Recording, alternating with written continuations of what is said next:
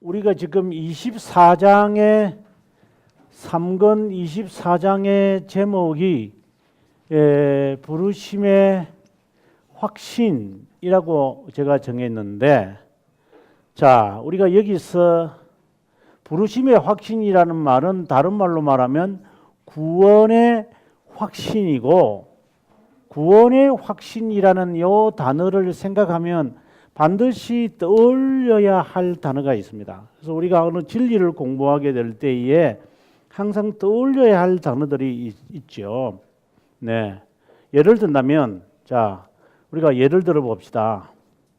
예를 들어서 우리가 예정이라고 하는 단어를, 지금 우리가 예정을 지금 공부하고 있으니까 예정이라는 단어를 우리가 딱 쓰면 이걸 항상 떠올려야 할 단어들이 몇 개가 나타나요. 그 중에 하나가 언약. 그러면 언약, 예정, 어떤 관계냐? 이걸 설명이 안 되면 죄송하지만 이 개념 파악이 지금 안 된 거죠. 그죠? 그래서 우리가 어떤 교리나 어떠한 진리를 딱 설명하게 될 때에 이게 떠올려야 할 연관된 단어들이 있다는 거죠. 그 다음에 또 하나 우리가 이야기한다면 뭐 접붙임이라는 말보다는 보통 우리가 연합, 그리스도와 우리와의 이 연합 이렇게 이야기하면 이거는 접붙임과 관련이 있는 거죠. 이거는 접붙임입니다. 접붙임, 그리스도 안에 내가 있고 그리스도가 내 안에 있다라는 말인데, 이런 접붙임이 바로 성화와 관련이 된다.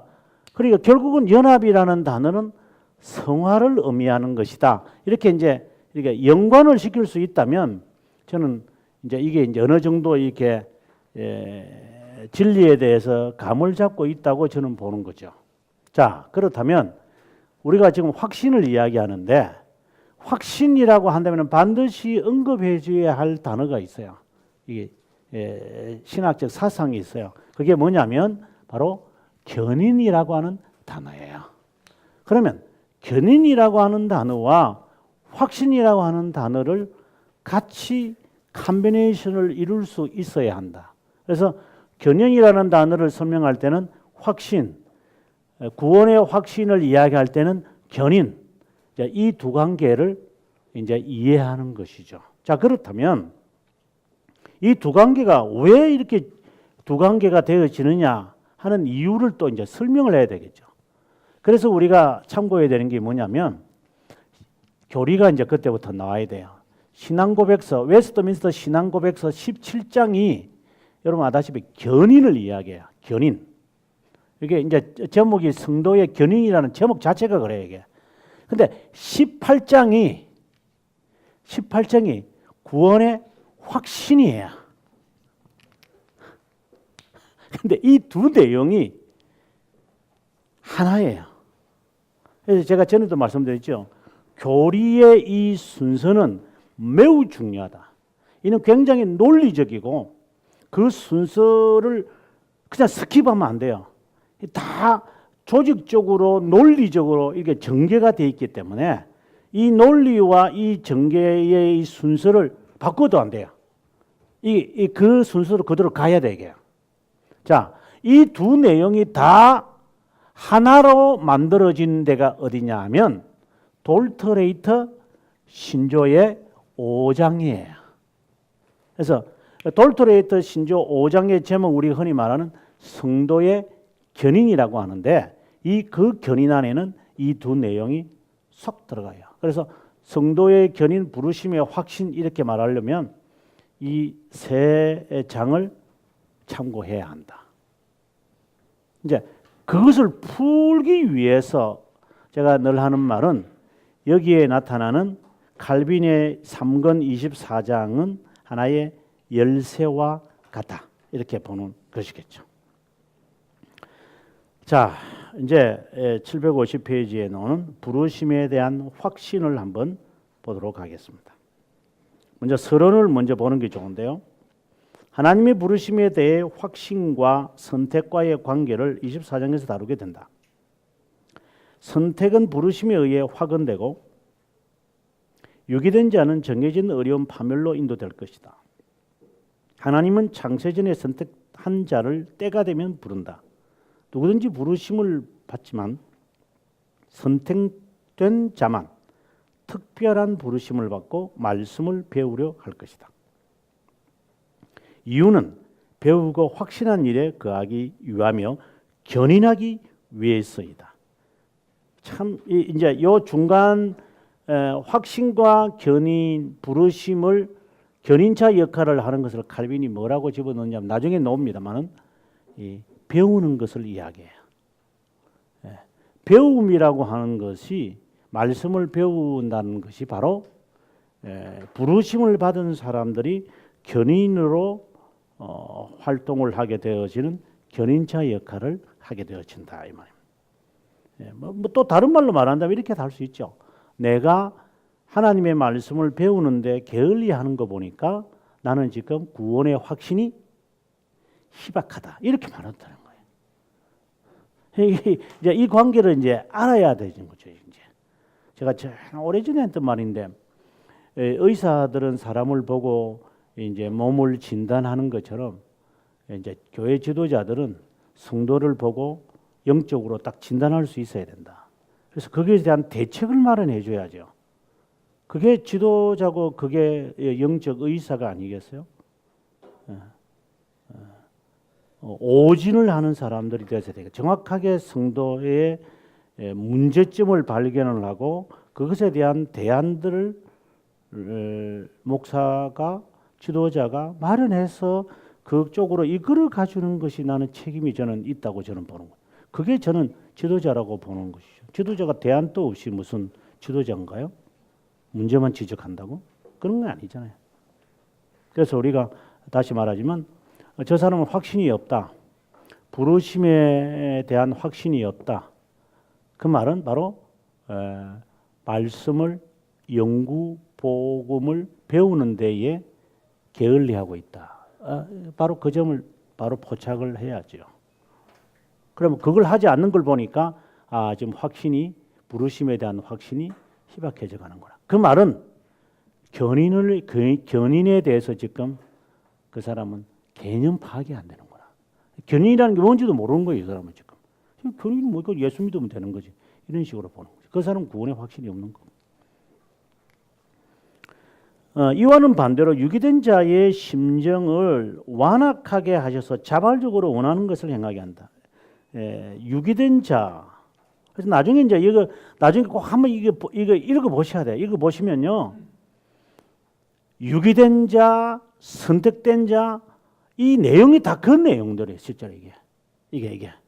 그래서 제가 지금 그냥 단순하게 이렇게 그냥 한마디로 썼지만 17, 18장, 5장 이 5장의 내용은 상당히 15장까지 있으니까 쫙 가죠. 15왕까지 있으니까 그냥 단순히 뭐 성도의 견인 이 말이 아니거든요.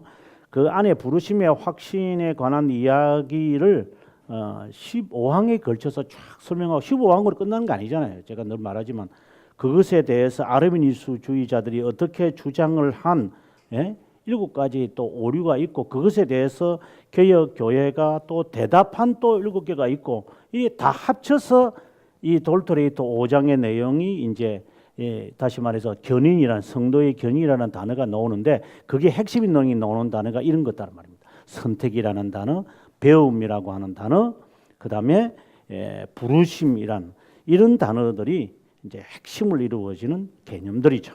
자 봅시다. 751페이지 갑니다. 부르심은 선택에 달려 있기에 전적으로 은혜의 사역이다.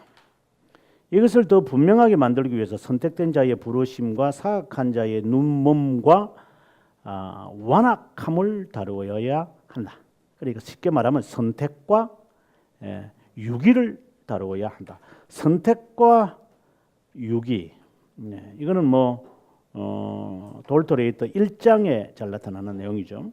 주님께서 자신의 것으로 선택하실 때 이미 그들을 자녀로 양자로 삼으셨지만 그들이 부르심을 받을 때야 비로소 좋은 것을 소유하게 되어진다. 매우 중요한 이야기 한 것 같아요. 칼빈 선생님. 선택이 되고 난 다음에 개인이 이 사실을 깨닫게 되어지는 것은 부르심으로부터 시작을 하게 되어진다. 그 부르심을 통하여 그가 깨달아지는 것이 양자됨이다. 이렇게 되잖아요. 그래서 칼빈 스님이 했던 말을 기억을 할 필요가 있죠. 양자됨을 깨달았다는 것, 부르심을 깨달았다는 것이고, 부르심을 깨달았고 그리고 하나님의 양자됨을 깨달은 사람은 하나님을 아빠, 아버지라고 부를 것이다. 아빠, 아버지라고 부르는 자가 바로 참된 믿음을 소유한 자다. 이게 정확하게 말하죠. 참된 믿음과 거짓 믿음을 이야기하면서 그래요. 그러면 이제 이 거슬러 가야 돼요. 참된 믿음을 가진 사람은 아빠, 아버지라고 부른다는 말은 뭐 입으로 뭐 아빠, 아버지다 이렇게 부르는 그게 말하는 게 아니라 그의 심령 속에는 내가 양자됨, 선택된 영원전에 선택된 양자라고 하는 것, 하나님의 아버지 되심을 확고하게 그가 갖고 있다는 사실을 지금 의미하고 있는 것이죠. 그래서 그 다음에 중간에 보시면 굵게 되어 있죠. 아버지로부터 배운 자마다 주님께로 옵니다. 이것을 칼빈은 요한복음 밑에 보시면은 밑에 되어 있죠. 요한복음 6장 27절과 39절을 통하여 또는 45 여기 있는 그대로 45절 주석을 보면 이것은 배운 자, 아버지께로부터 배운 자는 중생된 자다. 명확하게 칼빈이 지적을 합니다. 세 줄 내려와서 누구에게 이런 은혜를 베풀지는 그분의 뜻이다. 그러므로 하나님은 선택한 자를 자녀라 부르시고 자신을 그들의 아버지라 칭한다. 그러니 이것을 다른 말로는 언약의 관계로 들어갔다. 이렇게 말을 하잖아요. 아버지와 아들을 됨이 그러니까 양자되었다라는 사실을 아는 것은 앞서 제가 했던 기억나셔야 되는데 언약이라는 단어를 떠올려야 돼요. 언약이라는 단어를 떠올리려면 하나님이 창세전에 나를 자녀로 삼으셨구나라는 것이 전제가 돼야 돼요. 이게 이제 예정론이 갈 수밖에 없는 거예요. 그러니까 내가 태어나고 난 다음에 언약을 맺는 것처럼 보이지만 그 언약은 이미 창세전에 아버지 되심과 우리를 자녀로 삼으신 것이 전제하고 있다는 것으로 가야 이 답이 나오는 거죠. 그렇지 않으면 답이 안 나오는 거죠, 이게. 근데 아르메니스주의자들은 이렇게 안 하겠죠. 그죠? 아르메니스주의자들은 태어나고 난 다음에 하나님께서 어여삐 보는 자와 언약을 맺는 것이니 이게 벌써 관점이에요. 그래서 예정론을 반대할 수. 그건 모르는 영역인데 뭐. 모르는 영역은 이 사람들은 인정 안 하니까. 그러니까 대화가 안 되죠. 대화가. 모르는 영역은 아예 그걸 칼빈이 우리가 배웠다시피 칼빈이 뭐라고 해요? 21장에서 하는 말은 그것은 잔인한 무지다 이 말이야. 무지. 네. 영원한 것에 관해서는 인정을 하지 않으려고 하는 것은 잔인한 무지다. 그러면 영원한 예정에 대해서 정확하게 우리가 하나님의 영역이니까 모르지만 우리가 이 사실을 믿는 것을 가리켜서 유식한 무지다. 칼빈은 그렇게 이제 1항에서 그렇게 이야기를 하는 거고. 이제 자세가 다르죠. 네. 그러므로 하나님은 선택한 자를 자녀라 부르시고 그들의 아버지라 칭한다. 이것은 언약이다. 이렇게 우리가 이해하면 좋습니다. 부르심으로 그들은 그들을 가족으로 소용하시고 자신과 연합시켜 하나가 되게 한다. 자, 이것도 아까 이제 또 연합이라는 단어가 나왔는데 연합이라는 단어를 딱 생각하면 접붙임이라는 단어를 반드시 떠올려야 돼요. 접붙임은 바로 성화와 관련이 되어진다. 그래서 내가 거룩하니 너희도 거룩해라. 이 관계가 형성이 안 되면 이 연합이란 그러니까 자녀라고 한다면 성화라고 하는 이것이 자연스러운 것이다. 이게 결과가 아니에요. 결과가 아니고 다른 측면에 있는 이야기를 지금 하는 거예요. 그다음 부르심과 선택이 서로 연결되는 이 모든 것은 무상적 자비함에 근거한다. 이제 이것이 또 자비함까지 연결되어지는. 제가 지난주 설교하면서 요한이서 하면서 2절에 보면은 은혜와 긍휼과 그다음에 평강, 평강이 너희에게 있을지어다. 이 단어 나오잖아요. 그죠? 목사님도 아다시피. 이 단어가 나와요. 그럼 이 하나의 뜻들을 우리가 지금 밝혀내는 거잖아요. 이게 바로 자비함이라는 단어 아니에요? 자비함. 자비함. 그러면 이 자비함이라고 하는 이 단어가 나오면 자연스럽게 이러한 내용들을 설명이 될 수밖에 없죠. 당연히 되겠죠. 네. 은혜는 전체를 말하는 것이고 구원의 전체의 사역을 포괄적으로 지금 은혜라는 단어로 표현하는 거고 평강은 피서기 때문에 이거는 어렵다 여김을 받은 자가 누리는 거잖아요. 이것이 너희에게 있기를 나는 심히 원한다. 이걸 주석을 보면서도 보면 물론 주석가들 가운데서 보면 이 개념 없이 주석을 하는 자들이 있어요. 모르니까 지가 뭐 알겠어요. 신약만 기껏 한 사람들이. 그러나 좀 더 넓게 공부하신 분들의 책들을 보면 충분히 설명을 하죠. 그래서 우리가 이런 점에서는 굉장히 단어 하나에 좀 신경을 좀 써야 된다. 의미들이 있다 이만한 것을 말하고 싶은 겁니다. 752페이지 갑니다. 부르심의 성격과 처리도 분명하게 이 사실을 명상하기 때문에 부르심은 말씀 선포만 아니라 성령의 조명이 있게 된다. 어떤 자에게 하나님은 자신의 말씀을 제안하실까? 요 항목은 지금 요 나오는 이 항은요 어디를 보셔야 되느냐면 돌트레이트 신조 2장을 보면 2장의 내용이 뭐냐면은 무제한적 구속입니다. 그죠? unconditional. 선택입니다. election. 요 내용이 바로 요 2항에 나오는 요 내용이에요. 거기에 보면 내용이 그렇잖아요. 이 복음의 말씀이 왜 어떤 자는 받아들이고 어떤 자는 거부합니까? 그 내용이에요. 이 내용이 이제 그 내용이에요. 이제 그 내용을 지금 칼빈이 여기서 지금 이야기하는 거예요, 지금요. 여기 보면 선택과 관련되어 있다. 이제 이 말을 지금 하는 것이죠. 지금 칼빈이 말하고 싶은 것은. 그러니까 선택된 자에게, 내가 기뻐하는 자에게, 이거 보시면 좀 더 쭉 내려가시면 밑에서 한 5줄 보면 자신의 영광을 나타내기 위하여 성령의 효과적인 사역을 그들에게 베풀지 않습니다. 이건 유기된 자에게. 내적 부르심은 우리를 속이지 않는 구원의 보증입니다. 이거는 이제 선택된 자를 말하죠. 동일하게 말씀을 들어도 선택된 자만 부르심을 받게 됩니다. 선택만이 시종일관 부르심을 지배하는데 부르심의 은혜로움을 어찌 부인할 수 있습니까?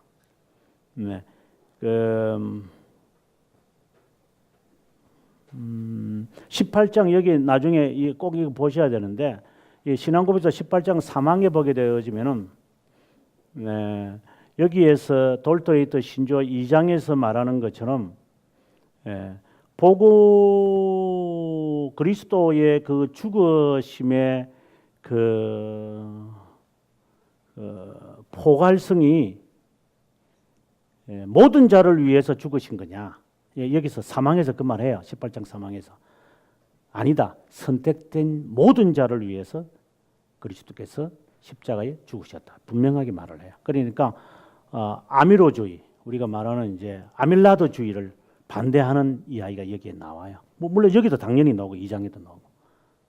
그래서 보통 이제 4대 칼빈주의를 이야기하는 사람들, 리차드 박스터와 같은 사람들 이후부터 이제 보통 이제 목사님들 보면 이제 이게 4대 교리를 주장하는 사람들이 꽤 많거든요. 이 가만히 설교를 이렇게 들어보면 저게 아미로주의를 갖고 있는. 아니 제가 볼 때는 본인이 아미로주의인지도 모를 거예요. 저 알겠어요. 나는 모른다고 봐야죠. 뭘 알아가지고 앞에서 그렇게 소리 침튀기면서 하겠어요, 저게? 이게 침튀긴다는 자체가 모른다는 거 아니겠어요, 저게? 뭘 소리를 지른다고 해서 뭐 소리 질러 한다고 해서 뭐 사람들이 아멘 하나요? 우리 그런 거 아니에요? 근데 소리 지르는 거 보니까 벌써 이게 자신이 없다는 거죠, 저게.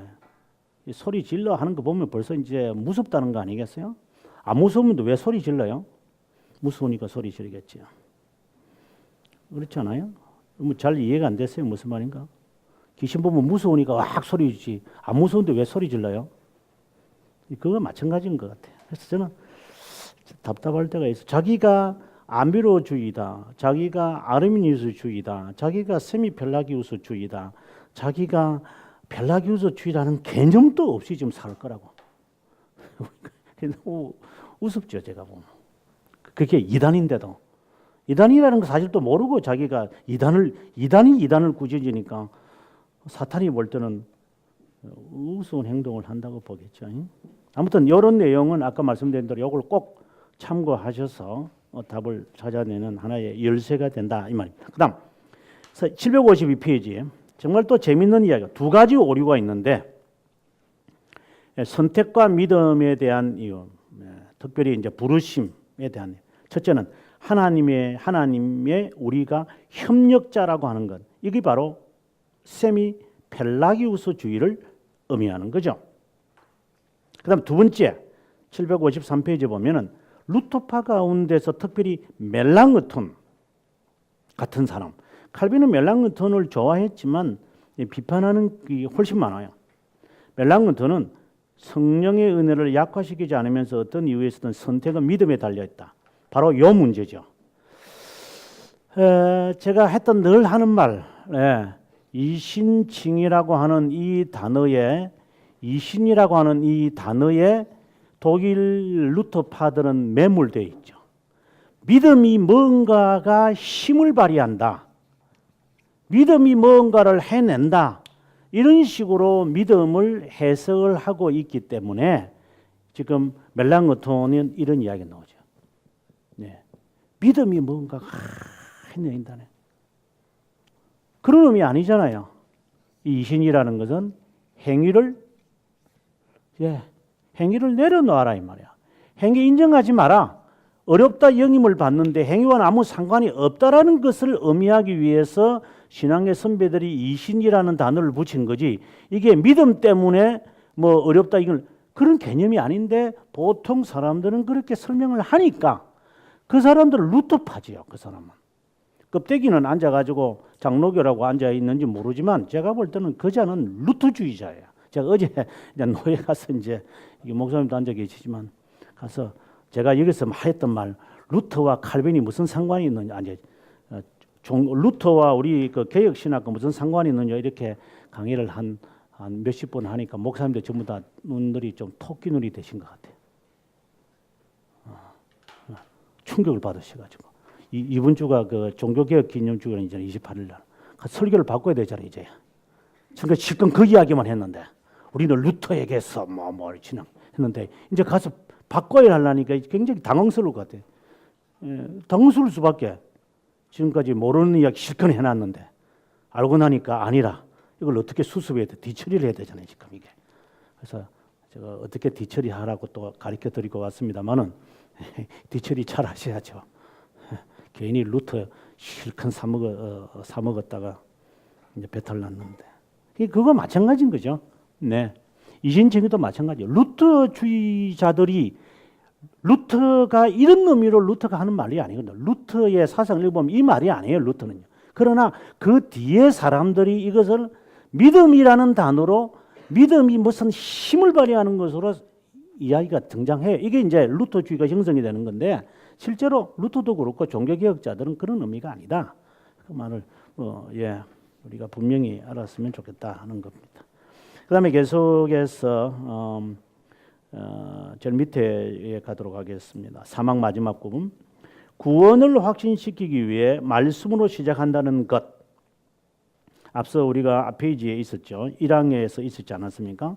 아버지께로부터 배운 자마다 주님께로 온다. 이 말인데 바로 그것입니다. 구원을 확신하기 위해서 말씀으로 시작해야 한다는 것과 하나님을 아버지로 부를 때 말씀 외에 멀리 가서는 안 된다는 것 잊지 말아야 한다. 그래서 항상 말씀과 되어져야 한다는 것을 잊어서는 안 되는 것 같습니다. 그 다음에 계속해서 읽겠습니다. 4항 선택의 힘이 복음을 믿는 믿음에 달려 있는 것처럼 여기서 또 이제 루터주의 지금 이야기하는 거죠. 느껴지지만 그릇된 것이다. 선택에 대한 확실성을 찾으려면 그것에 대한 확실한 증거인 2차적 표징에 관심을 해요. 믿음이 있다 없다 여기에 관심을 갖지 말고 그것에 나타난 2차적 표징에 관심을 가지라. 이 말이 나오죠. 사탄이 신자를 공격하는 유혹 가운데 그들에게 선택에 대한 의심을 심어 불안하게 하는 것보다 더 크고 위험한 것은 없다. 동시에 합당한 길 밖에서 그 확신에 대해 문의하고 싶어하는 부패한 욕망을 사탄은 일으킨다.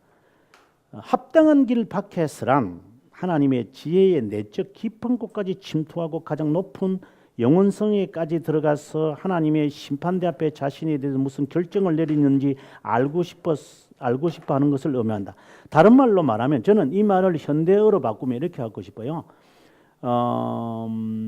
사탄이 구원의 확신을 심어주고 선택에 대한 의심을 갖게끔 하려고 하는 그 가운데 하나는 직통계시다. 저는 그렇게 말하고 싶어요.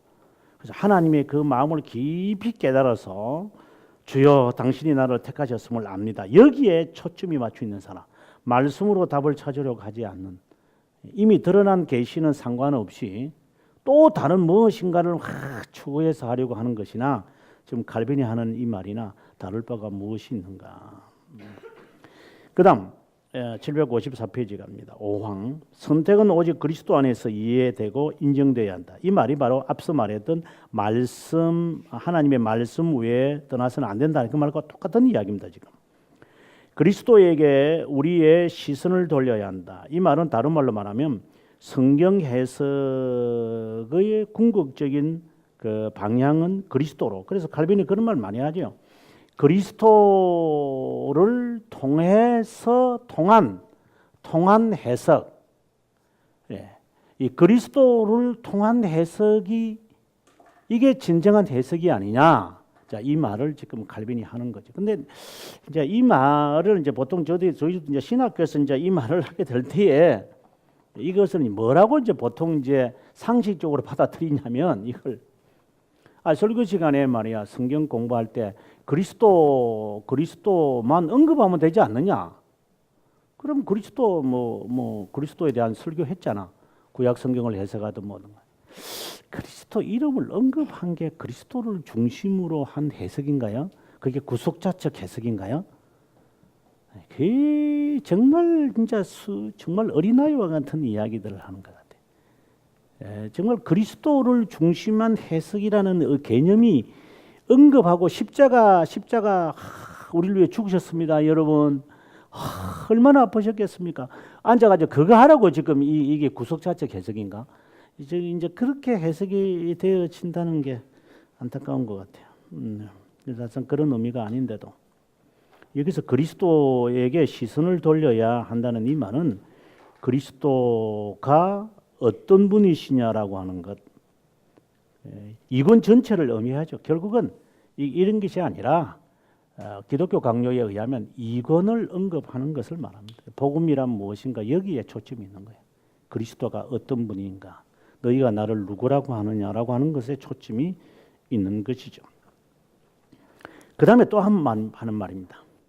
구원과 생명과 하늘나라의 불멸성을 추구한다면 그분만이 생명의 근원이고 구원에 닫히고 하늘나라의 후사임을 알고 그분께 피해야 한다. 정말 그리스도 중심에 대한 이야기를 하시는 것 같아요. 선택의 목적은 무엇인가? 하늘 아버지께서 우리를 양자로 삼으시고 그분의 호의로 구원과 불멸성을 얻게 하는 것입니다. 선택의 이유는 또 무엇입니까? 여기에 이건 되어 있는데 선택의 이유는 무엇입니까? 물어보면 선한 기쁨이라고 이야기하잖아요. 그런데 이게 각주 밑에 보시면 선택의 목적과 목표가 다른 데서는 뭐라고 설명하느냐면 칼빈이 거룩한 삶이라고 했어요. 한번 볼까요? 748페이지 한번 봅시다. 바로 앞이니까 우리가 한번 보고 가는 게 좋습니다. 748페이지에 12항이죠. 자, 중간에 보시면 되어 있습니다. 신자들은 이것을 목표로 삼아야 한다. 선택의 목적은 거룩한 삶이다. 선택의 목표가 거룩한 삶이라면 무익한 것을 행하는 것에 대한 핑계라기보다 우리 마음을 더욱더 확고하게 하도록 동기부여시켜야 할 것입니다. 이미 이제 했던 말이에요. 그래서 선택의 목적, 선택의 이유, 이런 말들, 우리 선택의 목적, 선택의 이유, 선택의 목표. 아까 제가 말하기로 선택의 이유 이렇게 이야기하면 선한 기쁨이라 그러잖아요. 하나님의 선한 뜻이다, 뭐 선한 기쁨이다 그래. good will이라고 그러는데 하나님의 거룩하심이 하나님의 선한 의지가 선택의 이유입니다. 선택의 목적이 뭡니까? 에베소서 1장 5절에 있는 말씀처럼 너희의 거룩함이다. 그 선택의 목적이 그거예요, 실제로. 근데 성도가 여기 말한 대로 이게 아까 여기 말한 대로 당연한 거 아니에요. 이게 무슨 어떤 지난번에 우리가 작년인가에 보면 칭의의 믿음이 결과가 뭐예요? 이런 말을 이제 인터넷에 이렇게 페이스북에 이렇게 그것도 교수들이 이렇게 장난하는 거 보면 그런 논쟁이 필요 없어요. 너희 거룩하게 하려고 주님 불렀다고. 이유 그 무슨 믿음의 결과가 성화 그런 개념이 그거는 조지신학 너희들이 만들어낸 용어들이고 이데올로기죠. 그건 이데올로기예요. 그건 진리 아니에요. 그건 부르심의 목적 자체가 거룩함인 거예요. 거룩함이 없으면은 신자가 아니 그런 말도 하면 안 돼요. 그거는 저들이 만들어낸 단어들이에요. 요 조지신학자들 자기들이 만들어내는 거 지금. 사람들 괜히 이게 우리 가만히 있는데 이 불을 지펴내고 말이야. 아무것도 아니에요. 그냥 거룩하면 돼 그냥. 그럼 거룩 안 하면은 믿음 없는 그런 말 하지 말고 왜 그런 말 하는지 모르겠어요. 그냥 거룩해 그냥. 예, 그게 선택의 목적이니까 하나님의 자녀라면 거룩할 수밖에 없는 거예요 그냥. 그게 무슨 결과가 있고 이유가 있고 다른 측면이 있고 있어요? 없어요 그거요. 근데 그때 작년에 할 때 보면서도 말장난을 이렇게 하는 것 같아요. 그래서 저는 조지신학 학자들 안 좋아해요. 말장난. 이번에 가서 그 노예 가서 강의를 하니까 작년에 그 노예 와서 누가 와서 루트가 막 고백주의 했대요. 그래서 내가 그런 말 했죠 제가. 그 사람은 조지신학 학자고 역사 지금 배우시는 분이 역사학자를 데리고 와서 종교개혁 500주년의 기념 특집 앉아가지고 종교개혁 기념 세미나 하는데 조지신학학자 왜 불렀느냐고. 한바탕 제가 이야기를 하고 왔지만 사람들이 머릿속에 그거밖에 없는 거예요.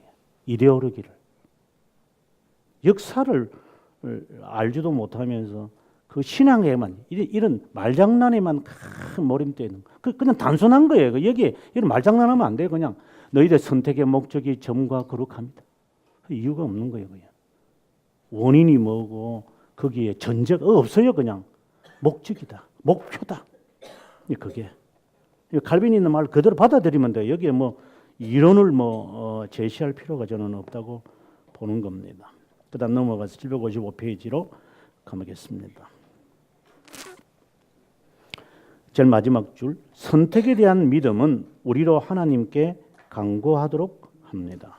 그 위에 조금 이제 중요한 단어가 있습니다. 그 다음에 견인이 더 중요하기 때문에 자 계속해서 읽겠습니다. 6항. 우리의 확신을 확립하는 또 다른 확정이 있는데 그 첫째 확정은 뭐냐면 거룩함이라고 그랬잖아요. 그죠? 거룩함입니다. 그 다음에 두 번째 확정이 있는데 그것은 그리스도께서 자신의 이름에 대한 지식으로 조명시키고 자신의 교회 품으로 허용하시는 저를 그분은 자신의 인도하심과 보호하심 바로 견인을 지금 말해주고 싶은 거예요. 자신의 교회 품으로 허용하시는 자들을. 칼빈은 그런 말을 많이 하죠. 반드시 교회의 지체가 되어야 한다. 이런 말. 그래서 하나님께서 우리의 구원에 관심을 가지는지 알려면 그분이 우리를 그리스도께 맡기셨는지 물어봐야 할 것이다. 그분은 부르심을 받은 모든 자를 위한 유일한 구주다. 목자다.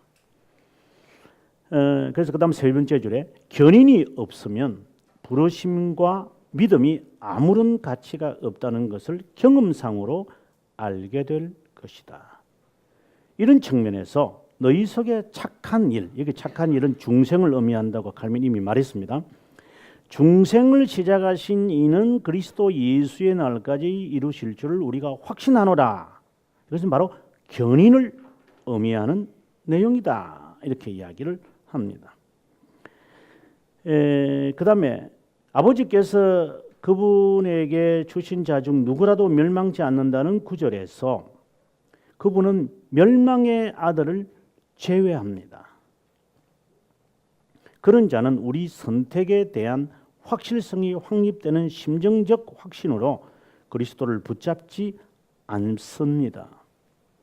그분을 참되게 믿음으로 수용하는 자는 아버지로부터 그분께 주어진 자이고 그분이 인도자며 목자인 이상 그들 중 누구라도 멸망치 않을 거다. 이게 이제 다 견인과 관련된 것이에요. 지금 견인의 이야기를 하고 있는 거고, 우둔하고 육체적인 확신은 그만 오만 다른 이들에 대한 경멸을 갖고 있고, 이거는 한마디로 교만이죠. 그래서 인간적 확신을 갖고 있는 사람들은 교만한 사람. 그러면 상대적으로 말해야 되죠.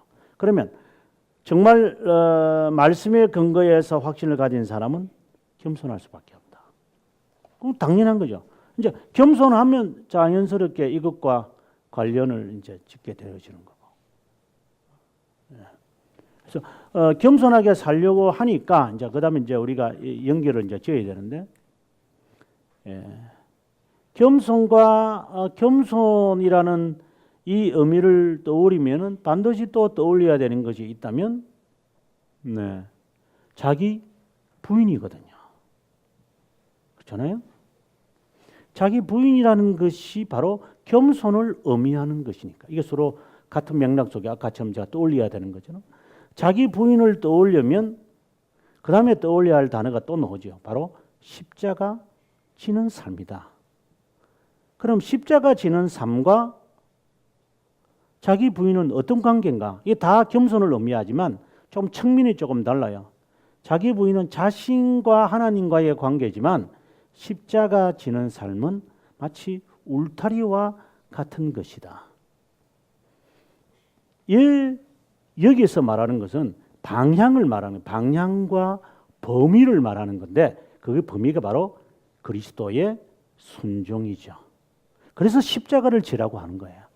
그리스도의 순종을 본을 삼아 하나님 앞에 겸손해야 한다. 그래서 매일 십자가를 지고 자기를 부인해야 내게 합당하다. 이렇게 말씀하신 거예요. 이 관계가 이제 그런 관계죠. 그러니까 이게 하나님의 자녀로서는 당연한 것이다. 왜 견인이라는 단어를 설명하면서 왜 이 말을 하는 것인가? 견인이라는 단어가 지금 이제 아직 안 나와서 좀 그렇습니다만은, 견인이라는 것을 설명을 하려면 17, 18 여기 5장에서 꼭 나오는 단어를 간과하면 안 돼요. 그게 뭐냐? 죄의 잔재들과의 투쟁이에요. 이게. 왜 하나님이 우리에게 견인하게 하십니까? 이 말은 우리에게 남아있는 죄의 잔재와의 투쟁을 위해서 하나님은 우리를 견인케 하시는 거예요. 이게 답이 나와야 되게요. 이게. 그래서 이 이야기가 자연스럽게 겸손 그다음에 이런 단어가 자연스럽게 나오는 거예요. 그래서 항상 우리 앞에 있는 거룩한 삶이라고 하는 이 말은 선행 이런 것도 포함되어, 그것보다 더 중요한 적극적인 것은 이런 죄의 잔재들과의 싸움인 이 자기 부인과 십자가 지는 삶, 이게 전제가 되는 거죠. 그래서 하나님은 우리를 겸손하게 만드실 거다. 그런 자만이 천국 가니까. 그러니까 스스로 견인을 안 하는 사람들은, 죄 부인하지 않고 자기 부인하지 않는 사람은 자기 스스로가 유기됐다는 사실을 알고 있으니까 자기는 배우려고 하지도 않고 자기는 십자가 지려고 하지도 않겠죠. 그래서 스스로가 인정을 하는 거니까. 그렇게 되어지지 무슨 사회의 봉사 뭐 이런 것을 가지고 구원의 확신을 갖는다. 그것은 제가 볼 때는 로만 가톨릭의 보속 신앙이죠. 보속.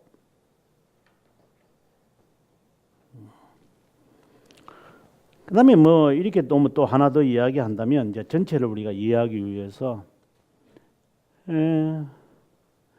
죄의 잔재와 평생 우리가 투쟁을 한다는 것은 회개와 관련을 시킨다면 죄 죽이기잖아요. 그렇잖아요. 회개는 평생 한다고 해요. 뭐 칼빈도 그 말하고 교리도 그렇지만은 회개는 평생 해야 돼요. 그는 죄의 잔재와의 싸움을 지금 말하는 거예요. 이거는요.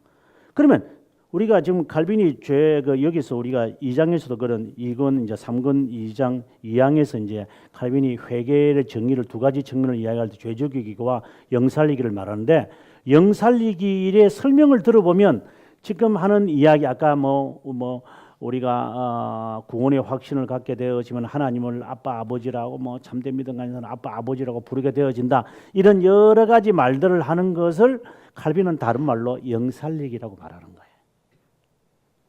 한번 보고 가실래요? 3권 2장을 한번 보고 가시죠. 이거 봐야 이제 그냥 안 잊어버리실 거예요. 자, 볼까요? 3권 2장에서 회개에 관한 두 가지 측면을 칼빈이 말하는 것을 우리 한번 봅시다. 이 설명이 워낙 많았어. 자, 2장에서 가만히 있어라. 죄 죽이기라는 단어가 어디 나오는 거야? 3장이죠, 3장. 아우, 제가 순간적으로 그래서 2장에서 찾으니까 안 보인다. 3장. 회개가 3장 아니에요? 그렇죠? 네, 3장입니다. 그렇죠. 제가 착각을 해서 그래서 죄송합니다. 자, 회개란 무엇인가 하고 이제 쭉 나왔는데 자 볼까요? 사망이네요. 333 외우기도 쉽네. 333에서 쭉 가서 489페이지 볼까요? 자, 영살리기란 뜻을 칼빈이 뭐라고 설명하는 보시면 돼요. 자, 봅시다. 넷째 줄부터 먼저 봅니다. 두 번째 단계는 영살리기인데 이것은 믿음에서 일어나는 위로다. 그 다음에요. 죄인이 죄를 인식함으로 절망하게 되고 하나님을 두려워함으로 충격받게 된 후 하나님의 선하심, 자비하심, 은혜, 구원을 바라보고 용기를 얻고 회복하는 것을 의미한다. 영살리기를 낭패와 두려움이 가라앉히게 된 후 영이 느끼는 기쁨이 아니라 감정적인 것이 아니라 영살리기란 경건하게 살고자 하는 열망이다. 뭡니까? 성화를 말하는 거예요. 중생에서 일어나는 열망이다 이게. 그래 하나님의 뜻대로 내가 살고자 하는 이 거룩함이다 이게 영살리기다. 그래서 회개를 한 참된 사람은 성화는 자연스러운 거다 이 말이에요. 이게 무슨 논리 그런 말장난 하지 말고 제발 앉아가지고 그냥 회개의 결과입니다. 회개의 한 사람의 한 측면이 참된 회개의 한 측면은 영살리기인데 그 영살리기가 바로 이겁니다. 그죠? 있는 대로 말하면 돼요. 그냥 앉아가지고 자꾸만 다른 말을 하면 사람들이 더 헷갈리는 것 같아요. 자, 그러면 이제 돌아와서 다시 돌아옵니다. 575페이지에 와서 이제 겸손이다라는 말. 그러니까 견인을 하게 하시는 이유는 뭐냐? 두 번째 이제 증거로서 그것은 겸손이다. 겸손케 하기 위함이다. 그 말을 지금 했고요. 757페이지 가서 두 가지 부르심이 있는데 이제 또 말합니다. 첫째, 세 번째 줄이죠. 일반적 부르심이 있다 이 말합니다. 근데 일반적 부르심에도 보면 정죄의 경우처럼 느끼기도 한다 이 말이에요. 죽음의 맛처럼 이 죄에 대한 회개도 하는 흉내도 낸다 이 말을 지금 합니다. 외적 선포를 통해서. 그래서 이제 문 열고 나가서 다 까먹어서 그렇지. 그 다음에 두 번째, 특별한 부르심이 있는데 이것은 선포된 말씀이 심정에 깊은 뿌리를 내리도록 한다. 이따금 한동안 참여하도록 조명을 받지만 감사치도 않은 것으로 인해 그분은 그들을 버리시고 더 심하게 한다. 초청을 거절하기 때문에 마태복음 22장의 비유가 외적 부르심을 말하는 것이 틀림없다. 예복을 입지 않은 손님, 바로 외적 부르심을 의미하는 거겠죠. 이것은 믿음을 고백하여 교회에 들어온 자들로 여겨졌지만 그리스도의 성화로 옷 입지 않는 것을 말한다. 그래서 옷을 입지 않고 예복을 입지 않은 사람은 이것을 하지 않 견인을 다른 말로 견인하지 않은 사람입니다. 이 말이에요. 그냥 덜렁덜렁 그냥 10년을 다니든 30년을 다니든 삶의 변화는 하나도 없으면서 옛날 그 버리장머리 그대로 갖고 사는 사람, 그 집어를 못 고치고 그 개가 집어를 못 고치는 것처럼 못 고치고 사는 사람, 이런 사람들은 견인한 사람이 아니고 예복 입지 않은 자다. 칼빈이 그 말하는 거죠. 그다음에 이제 넘어가서 가룟 유다를 이제 예를 이제 들게 합니다. 그다음에는 758페이지 밑에 가서 부르심의 전에는 선택의 시가 없다. 선택의 시라는 게 뭐냐?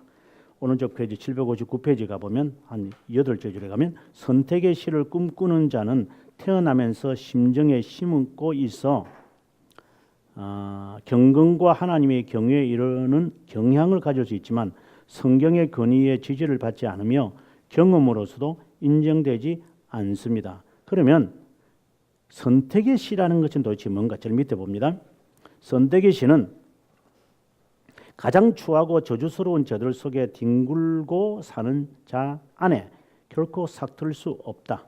기생 라합을 우리가 들 수 있다. 그럼 이거는 뭘까요? 하나님의 자녀라고 하는 것을 의미하는 거예요. 선택의 씨. 자, 마지막으로 한번 보겠습니다. 760페이지 봅니다. 유기된 자가 있다. 제일 밑에 보면 넷째 줄 100명에게 동일한 설교가 선포되어도 20명만 순종하는 믿음을 수용하고 나머지 희죽거리며 무가치하다고 생각합니다.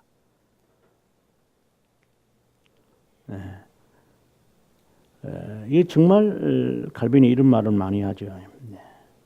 다 내 설교를 또 은혜 받는다고 생각하지만 희죽거리면서 무가치하다고 생각하는 자들이 있다. 그거 화낼 필요가 없어요. 그거 당연한 거니까. 다 내 말 들으면 안 되죠. 희죽거리도 괜찮다는 거죠.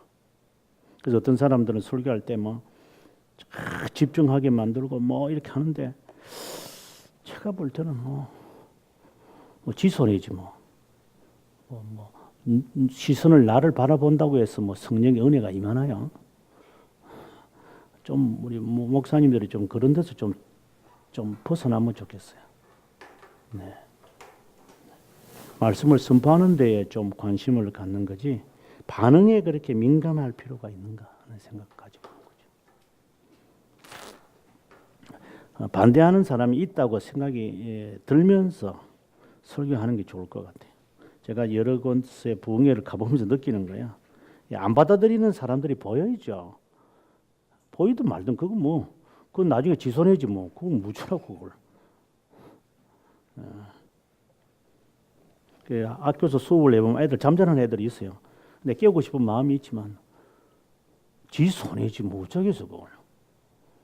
가만히 놓죠 자, 그다음에 이제 761페이지 밑에 가 보면 이제 마지막입니다만은 왜 심정을 완악해 하셔서 이거 순정하지 못하게 하시는 것인가? 이게 앞서도 말씀드리니 꼭 이 내용들을 특별히 여기 5장에 있는 이 부분을 꼭 보시는 게 좋겠다는 것이고요. 보면 5장이 아니고 참 2장 이 unconditional election을 말하는데 자, 세 줄 읽겠습니다. 유기된 자가 하나님의 말씀에 불복종하는 것은 그들 심정의 사악과 타락의 탓으로 돌릴 수 있을 것이다. 자기가 미치기 싫어서 그런 거예요. 두 번째, 한 단계 더 나아가서 그들을 정죄하심으로 자기의 영광을 나타내시는 하나님의 공의롭고 측량할 수 없는 심판에 의해서 일어난다고 봐야 한다.